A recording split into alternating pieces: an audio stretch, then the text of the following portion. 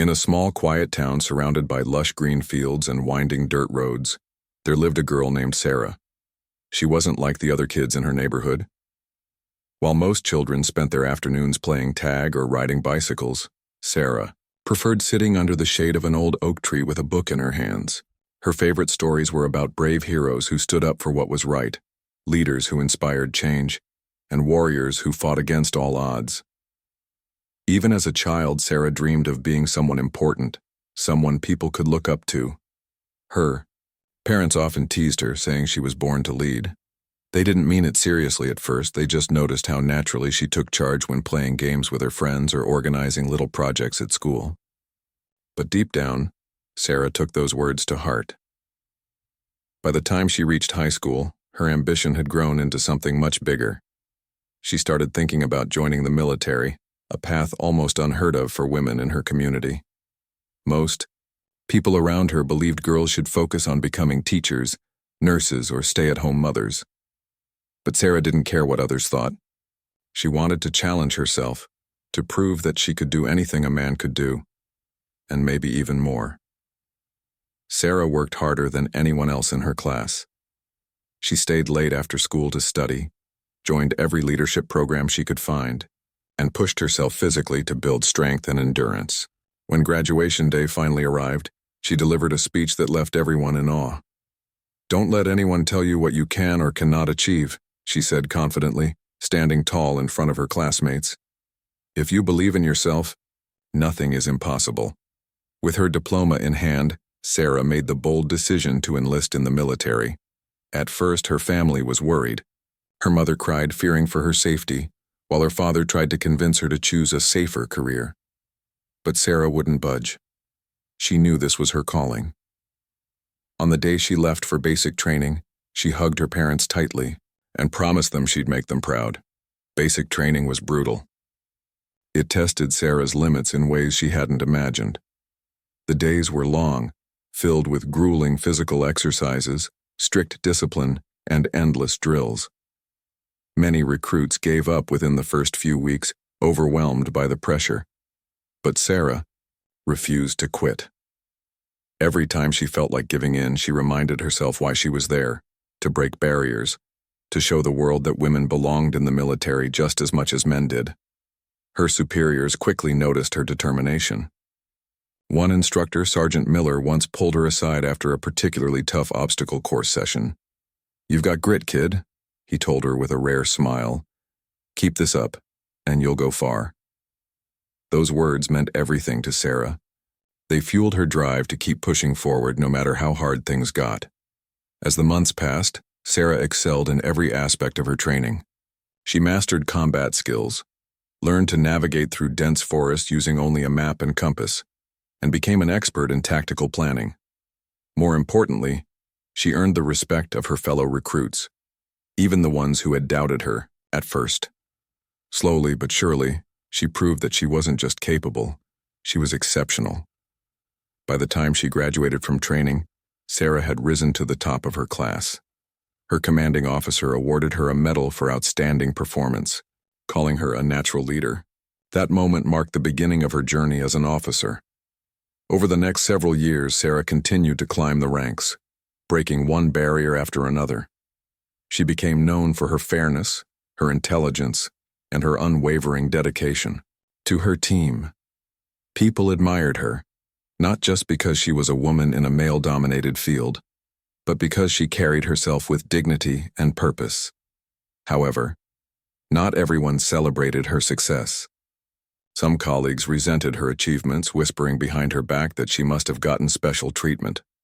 Others dismissed her outright, refusing to take orders from a female officer. Sarah heard the rumors and saw the sneers, but she never let them get to her. Instead, she focused on doing her job well, knowing that actions spoke louder than words.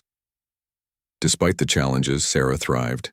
She led missions with precision, mentored younger soldiers, and advocated for equal opportunities. Within the military, her reputation grew beyond her unit, earning her recognition from higher-ups. She became a role model for young women everywhere, showing them that they too could dream big and achieve greatness. But life as a trailblazer wasn't without its struggles. As Sarah moved up the ladder, she faced increasing hostility from those who couldn't accept her authority. There were moments when she questioned whether the fight was worth it, whether she should give up and retreat to a simpler life. Yet every time doubt crept in, she remembered the little girl who used to read books under the oak tree, the girl who dared to dream of becoming a hero. And so, Sarah pressed on, determined to leave a lasting impact on the world. Little did she know, her greatest test was yet to come, a test that would push her to her limits and force her to confront the ugly face of prejudice head-on. But for now, she remained focused on her mission, ready to face whatever lay ahead with courage and resilience. It was a chilly autumn evening, and the sky was painted with streaks of orange and purple as the sun dipped below the horizon. Sarah had just finished a long day of training exercises in a remote area outside the city. Her body ached from hours of physical exertion, but her mind felt sharp and alert. As she drove back toward her base along a quiet country road, she couldn't help but feel a sense of pride. The mission had gone smoothly, and her team had performed exceptionally well under her leadership. For a moment, she allowed herself to relax, letting the hum of the car engine lull her into a rare state of calm. The road ahead was dimly lit, flanked by tall trees that swayed gently in the breeze. It wasn't until she rounded a bend that Sarah noticed flashing red and blue lights up ahead. A police checkpoint had been set up across the narrow two-lane road, blocking her path. She slowed down and rolled down her window, expecting a routine stop. After all, military personnel often encountered such checks near bases for security reasons, but something about this particular setup made her uneasy. There were only 2 officers standing by their patrol car, both wearing dark sunglasses despite the fading light. Their posture seemed relaxed, almost too relaxed, and they exchanged glances as Sarah approached. When she came to a halt, one of the officers stepped forward, his flashlight aimed directly at her face. "Good evening," Sarah greeted politely, holding up her military ID for inspection. The officer glanced at it briefly before handing it back without a word. For a second, Sarah thought the interaction would end there, and she could continue on her way. But then the other officer moved closer, leaning casually against her car door. His smirk sent a chill down her spine. "Well, well," he drawled, his voice dripping with sarcasm. "Look who we've got here, a lady soldier." He emphasized the word lady in a way that made Sarah's stomach tighten. She forced a polite smile, ignoring the jab. "Evening, officers," she replied evenly. "Is there a problem?" The first officer chuckled, shaking his head. "No problem, ma'am," he said, though his tone suggested otherwise. "Just doing our job." His partner leaned in further, peering into the car as if searching for something suspicious. "So, what's a pretty little thing like you doing out here all alone?" he asked, his lips curling into a grin that didn't reach his cold eyes. "Shouldn't you be at home baking cookies or whatever it is women do?" Sarah's jaw tightened, but she kept her composure. She'd dealt with dismissive comments before, though never quite so openly hostile. "I'm returning to my base after completing a mission," she explained calmly. "If there's nothing else, I'd like to be on my way." But the officers weren't done. The second one snorted, crossing his arms over his chest. "A mission, huh? What kind of mission? Playing dress-up with the boys?" His partner joined in, laughing loudly as though it were the funniest joke he'd ever heard. Sarah gripped the steering wheel tightly, her knuckles turning white. She reminded herself that reacting emotionally would only make things worse. These men clearly had no respect for her uniform, or for her, but she refused to let them see how much their words affected her. "You know," the first officer said, tapping the roof of her car with his baton. "People around here don't take kindly to outsiders trying to act tough, especially not someone like you." He paused, letting the implication hang in the air. Someone like you. The unspoken meaning hit Sarah like a punch to the gut. This wasn't just about her being a woman. It was about her race, her presence in a space where some people still believed she didn't belong. For a moment, silence stretched between them. The sound of crickets chirping in the distance seemed unnaturally loud. Then, without warning, the second officer turned and walked back to the patrol car. Sarah watched him curiously, wondering what he was doing. When he returned, he was holding a plastic bottle of water.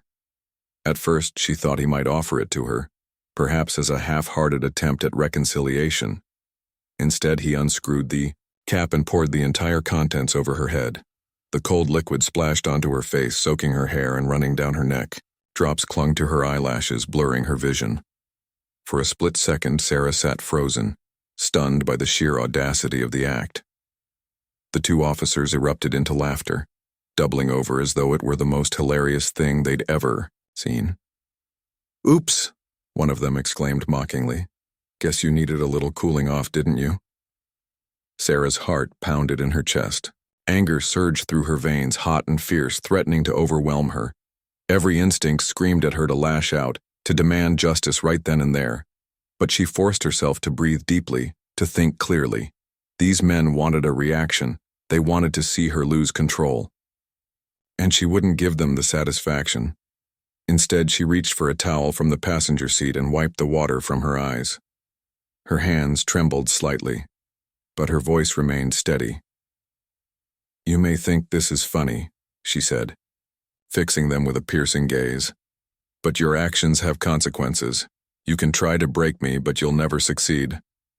With that, she rolled up her window, shifted the car into gear, and drove away, leaving the two officers still laughing behind her. As she sped down the deserted road, tears mixed with the water on her cheeks. Humiliation burned inside her, but beneath it lay a simmering determination. She knew what she had to do next. This wasn't just about her. It was about every person who had ever been treated unfairly because of their gender, their race, or their choices. Sarah vowed to hold these men accountable no matter how hard the fight might be. Because giving up wasn't an option, not for someone like her. The drive back to her base felt like an eternity. Sarah's soaked uniform clung uncomfortably to her skin, and the chill of the water seeped into her bones. Every time she blinked, droplets fell from her eyelashes, blurring her vision momentarily. Her hands gripped the steering wheel tightly, knuckles white as she fought to keep her emotions in check. She replayed the scene over and over in her mind, the smirks, the cruel laughter, the cold splash of water pouring down her face, and each memory stoked the fire of anger burning inside her. But beneath the anger was something deeper, more painful. Shame.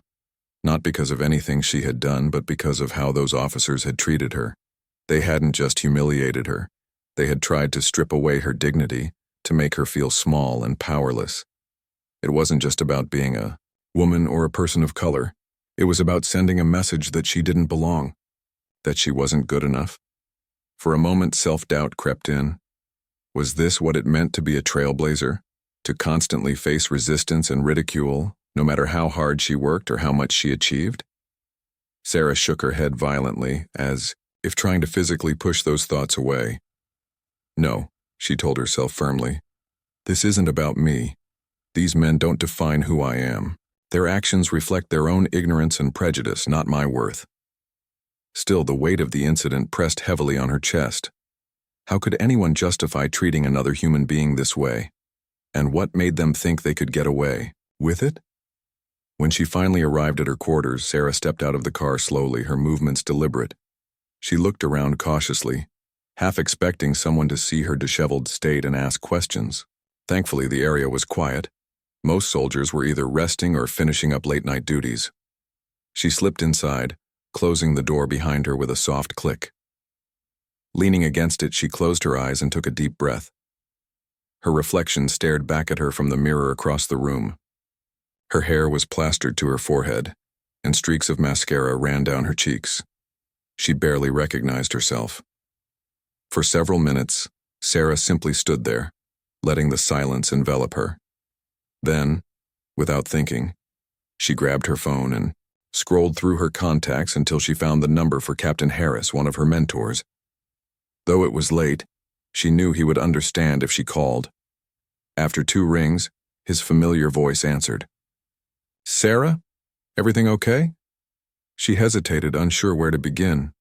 Finally, she said, "Sir, I need your advice. Something happened tonight." Her voice cracked slightly, betraying the turmoil she was trying so hard to hide. Captain Harris immediately sensed the gravity of the situation. "Take your time," he said gently. "Tell me what's going on." And so, Sarah recounted the events of the evening, the checkpoint, the mocking comments, the water poured over her head. As she spoke, tears welled up in her eyes again, but she refused to let them fall. When she finished, there was a long pause on the other end of the line.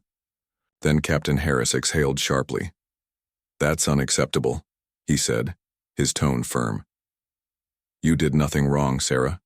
Those men crossed a line, and they need to be held accountable." His words brought some comfort, but Sarah still felt uncertain. "What should I do next?" she asked quietly. "I want to report them, but I'm worried about backlash. What if people don't believe me? Or worse, what if they side with them?" Captain Harris didn't hesitate. "We'll document everything," he said. "Write down every detail while it's fresh in your mind. Their names, badge numbers, anything you remember. If possible, gather evidence. Dashcam footage, witnesses, anything that can support your case. And then we'll file a formal complaint. You're not alone in this, Sarah. We'll stand by you." Hanging up the phone, Sarah felt a flicker of hope. For the first time since the incident, she realized she wasn't powerless. There were steps she could take to fight back, to ensure that justice was served. But the road ahead wouldn't be easy. She knew that reporting the officers would bring scrutiny, not just on them, but on her as well. People would question her motives, dissect her story, and perhaps even try to discredit her. Yet she couldn't stay silent. Staying silent would mean letting them win. Over the next few hours, Sarah meticulously documented everything. She wrote down the exact words the officers had used, described their demeanor, and noted the location of the checkpoint. She also reviewed the dashcam footage she'd secretly recorded during the encounter, a habit she'd developed after hearing stories of similar incidents involving military personnel. Watching the video made her stomach churn. Seeing their smirks, hearing their laughter, it was almost too much to bear. But she forced herself to relive it, knowing the footage could be crucial in proving her case. By morning, Sarah had compiled a detailed account of the incident. She sent it to Captain Harris along with copies of the video. He promised to escalate the matter to higher authorities within the military and coordinate with local law enforcement. In the meantime, Sarah decided to keep the incident private. She didn't want rumors spreading before any official action was taken. Besides, she needed time to process everything herself. The days that followed were emotionally draining. Sarah threw herself into her work, using the busyness as a distraction. During briefings and training sessions, she maintained her usual professionalism, refusing to let anyone suspect that something was wrong. But when she was alone, the memories came flooding back. She replayed the officers' sneering faces in her mind, their taunts echoing in her ears. Sleep eluded her, and when it did come, it was plagued by restless dreams. One evening, as she sat in her quarters staring at the wall, Sarah found herself reflecting on why this hurt so deeply. It wasn't just the act itself. It was the symbolism of it. Water, once associated with life and renewal, now felt like a weapon used to demean and degrade her. It reminded her of stories she'd read about civil rights activists being doused with hoses during protests, of marginalized communities being targeted and dehumanized throughout history. Those officers hadn't just poured water on her head.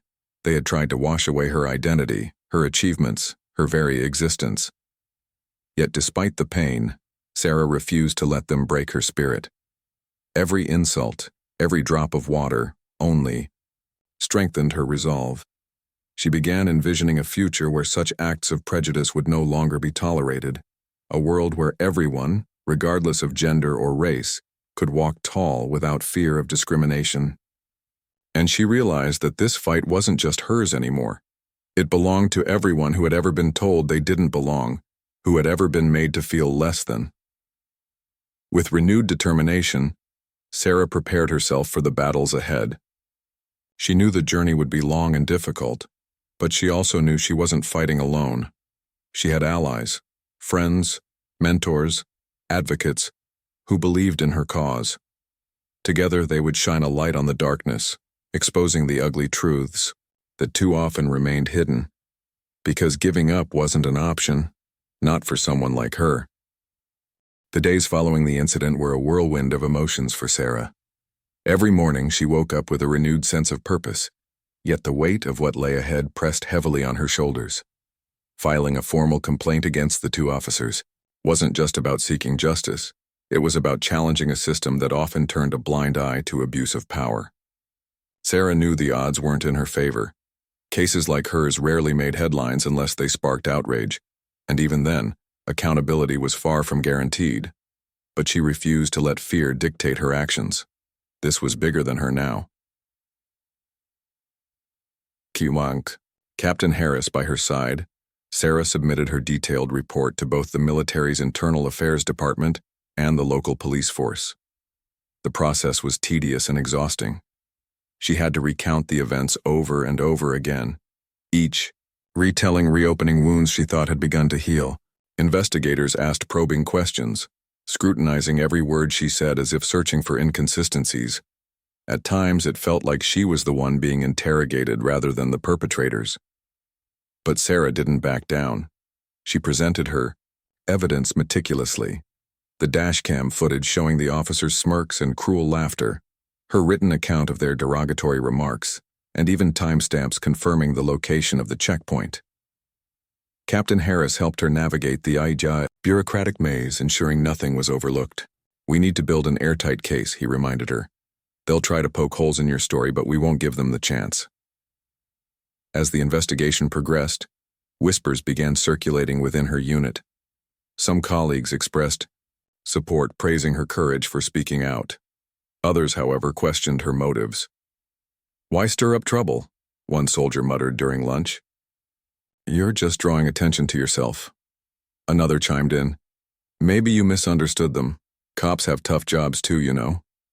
Sarah ignored the doubters, though their words stung. She understood why some might hesitate to take her side. The military community prided itself on unity, and pointing fingers at outsiders could be seen as divisive. Yet, Sarah believed that true unity came from holding everyone accountable, regardless of rank or profession. If these officers could treat her this way, who else might they target? The thought fueled her determination to see the case through. Meanwhile, the media caught wind of the story. A journalist named Lisa Martinez reached out to Sarah after hearing rumors about the incident. Lisa specialized in covering issues of racial and gender discrimination, and she saw potential in Sarah's case to highlight systemic problems within law enforcement. Initially, Sarah hesitated. Going public meant exposing herself to criticism and possibly endangering her career. But Lisa assured her that telling her story could inspire others to come forward. "Silence protects no one," Lisa said during their first meeting. "If you speak, others will follow." After much deliberation, Sarah agreed to an interview. Sitting across from Lisa in a quiet cafe, she recounted the events of that fateful night with raw honesty. Her voice trembled at times, but her resolve never wavered. When the article was published, it sent shockwaves through the community. Headlines blared, "Female military officer humiliated by racist policeman," and "Systemic bias exposed in shocking incident." Readers were outraged, flooding social media with messages of solidarity. Hashtags like #Stand with Sarah and Justice for All began trending nationwide. The backlash was immediate. Supporters praised Sarah for her bravery, calling her a symbol of resilience. Critics, however, accused her of exaggerating the situation or seeking fame. Anonymous trolls bombarded her inbox with hateful comments, questioning her integrity and mocking her pain. One message read, "Stop playing the victim card. You're embarrassing the uniform." Another sneered, "If you can't handle a little joke, maybe you shouldn't be in the military."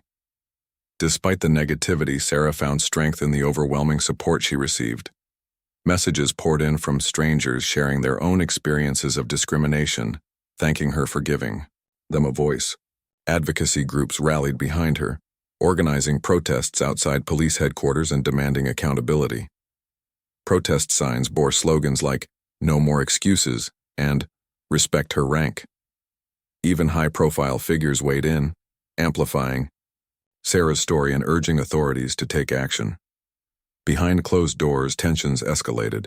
The two officers denied any wrongdoing, claiming the water-pouring incident was a harmless prank. Their lawyer argued that Sarah had misinterpreted their behavior due to stress or fatigue. Meanwhile, internal investigators struggled to reconcile conflicting testimonies. Some witnesses corroborated Sarah's account, while others claimed the officers had been acting professionally. The lack of clarity frustrated Sarah, but she refused to lose hope. She attended every meeting, answered every question, and provided additional evidence whenever requested. One breakthrough came when another driver who had been stopped at the same checkpoint contacted Sarah. He revealed that he'd recorded part of the encounter on his phone, capturing the officer's dismissive tone and crude remarks. Though the video didn't show the water being poured, it supported Sarah's claim of discriminatory behavior. Armed with this new evidence, investigators reopened the case, intensifying their efforts to uncover the truth. Throughout the ordeal, Sarah leaned on her support system. Captain Harris remained a steadfast ally, offering guidance and encouragement whenever she doubted herself. Her family sent daily texts reminding her how proud they were. Friends from her unit organized fundraisers to cover legal fees, knowing the financial burden such cases often entailed. Even strangers reached out, sending letters of admiration and small tokens of appreciation. A handmade bracelet, a painting of an oak tree symbolizing strength, a poem about resilience. Yet, the emotional toll was undeniable. Nights were especially difficult. Sarah would lie awake, replaying the incident in her mind and imagining worst-case scenarios. What if the officers walked free? What if her efforts led nowhere? Doubts crept in, whispering insidious thoughts that threatened to undermine her confidence. On those nights, she reminded herself why she was fighting, not just for herself, but for everyone who deserved to live without fear of prejudice. Slowly but surely, momentum shifted in her favor. Public pressure mounted, forcing officials to act. The police department launched its own inquiry, separating the two officers from active duty pending further investigation. Local leaders issued statements condemning discrimination and promising reforms. For the first time since the incident, Sarah allowed herself a glimmer of optimism. The road to justice was long and fraught with obstacles, but she was no longer walking it alone. As weeks turned into months, Sarah reflected on how far she'd come. From the moment water splashed onto her face to the day her story dominated headlines, she had transformed from a victim into a warrior. The fight wasn't over yet, but she knew she was stronger because of it. And with each step forward, she carried not only her own hopes but also the dreams of countless others who yearned for a fairer, more equitable world. The courtroom buzzed with tension as Sarah sat in the witness stand, her heart pounding like a drum. The air was thick with anticipation, and every pair of eyes in the room seemed fixed on her. Reporters scribbled furiously in their notebooks. Cameras clicked softly from the back of the room and murmurs rippled through the crowd. This was it. The moment she had been preparing for months. Today she would face her accusers head-on, not just to seek justice for herself but to expose the ugly truth about systemic discrimination.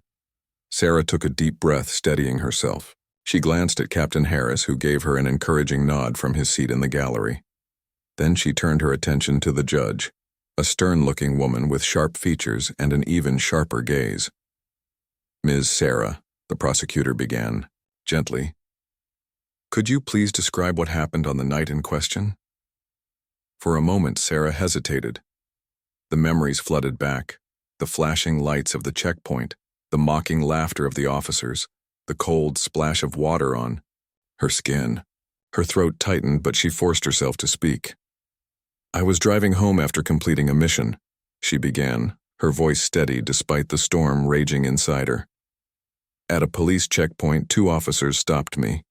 They made derogatory comments about my gender and race and poured water over my head." Her words echoed in the silent courtroom.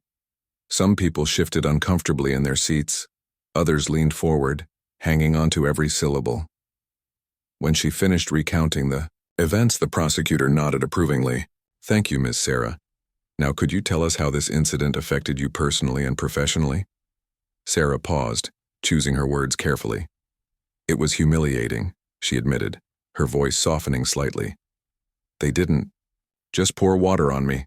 They tried to strip away my dignity. For days afterward, I questioned whether I belonged in the military, whether I was strong enough to keep fighting against prejudice.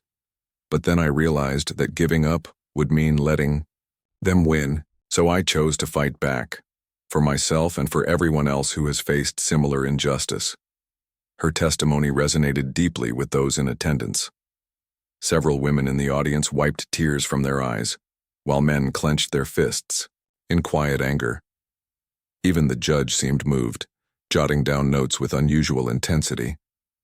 But the defense team wasn't about to let Sarah's compelling narrative go unchallenged.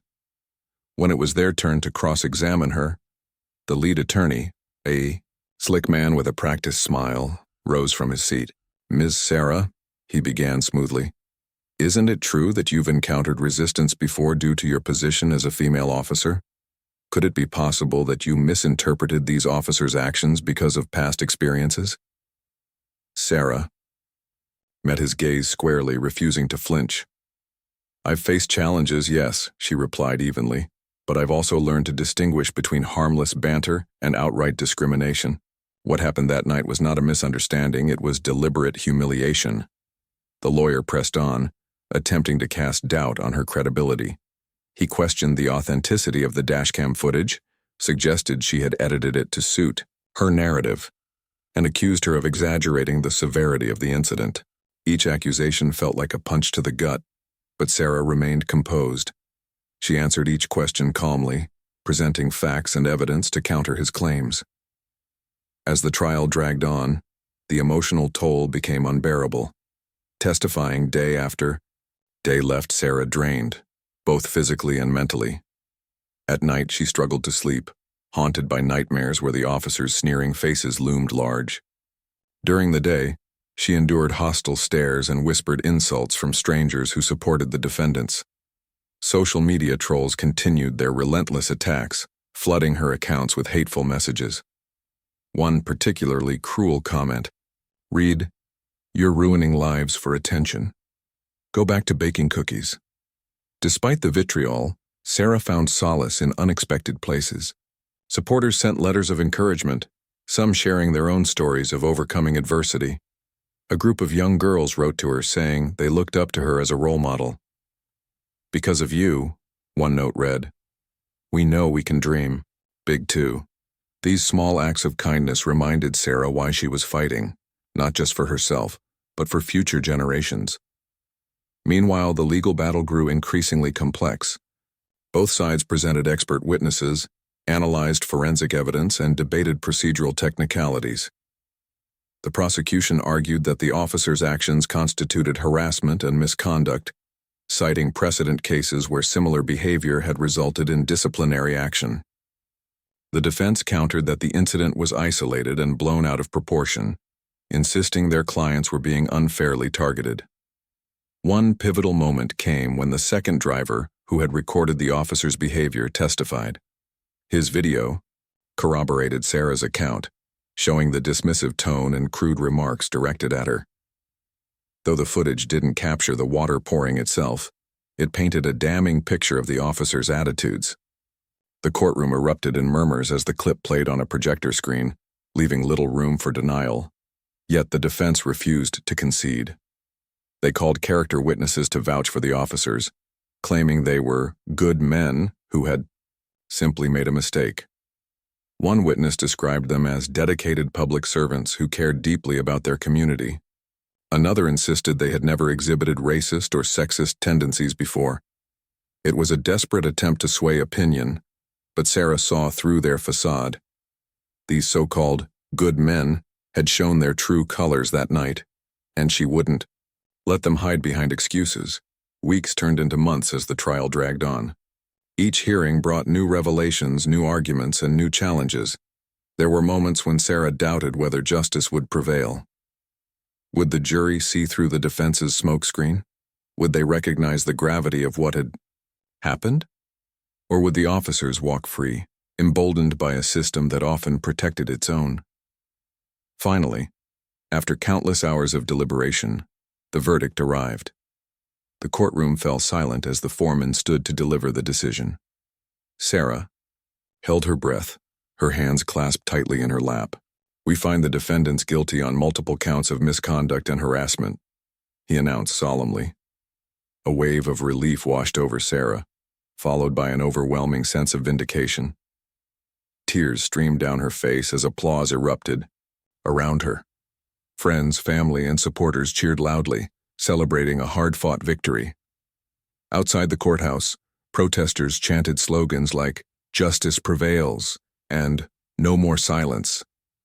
Though the punishment, suspension without pay and mandatory sensitivity training, wasn't as severe as many had hoped, the verdict marked a significant step forward. It sent a clear message. Abuse of power would no longer be tolerated.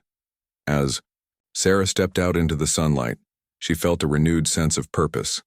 The fight wasn't over yet, but she had proven that change was possible, one courageous act at a time.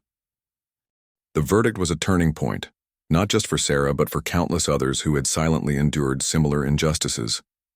Though the punishment handed down to the officers wasn't as severe as many had hoped, it sent a powerful message that discrimination and abuse of power would no longer go unchecked. For Sarah, the trial's outcome was more than just a legal victory. It was validation. It affirmed that her voice mattered, that her story deserved to be heard, and that standing up against injustice could spark meaningful change. In the weeks following the verdict, Sarah became a symbol of resilience and courage. Invitations poured in from organizations eager to hear her speak about overcoming adversity and fighting for equality. At first, she hesitated. The trial had taken a toll on her emotionally, and the thought of reliving the experience over and over again felt daunting. But then she remembered the faces of those young girls who had written to her, their wide eyes filled with admiration, their words brimming with hope. If sharing her story could inspire even one person to stand up for themselves, it would be worth it. Her first speaking engagement was at a local community center. As she stepped onto the stage, her heart raced. The room was packed with people, men, women, children, all waiting to hear what she had to say. She took a deep breath and began, her voice steady despite the nerves fluttering in her chest. "I never imagined my life would take this path," she admitted. "But sometimes, the hardest moments teach us the most important lessons." She spoke candidly about the night at the checkpoint, the humiliation she felt, and the long road to justice. Her words painted a vivid picture of both the pain and the triumph. When she finished, the audience erupted into applause, rising to their feet in solidarity. Strangers approached her afterward, thanking her for giving them the courage to confront their own struggles. One woman hugged her tightly, tears streaming down her face. "You've given me hope," she whispered. "Thank you." Word of Sarah's speeches spread quickly, and soon she was traveling across the country. From universities to corporate conferences, from military bases to grassroots advocacy groups, her message resonated with diverse audiences. People were drawn not only to her story, but also to her unwavering determination. She didn't shy away from addressing uncomfortable truths about racism, sexism, and systemic inequality. Instead, she challenged her listeners to reflect on their own biases and take action to create a fairer world. As her influence grew, so did her platform.